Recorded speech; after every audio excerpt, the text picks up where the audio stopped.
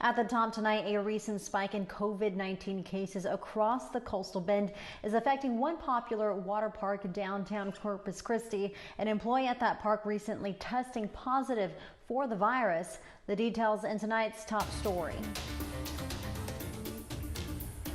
According to a post on the water park's Facebook page, the person who tested positive was an administrative employee who was last at work on Friday. The employee, we're told, showed no signs of symptoms while at work, but as a precaution, the water park, the Hurricane Alley Waterpark, has been temporarily closed to allow crews to deep clean and sanitize everything. We're told the attraction will reopen this Thursday.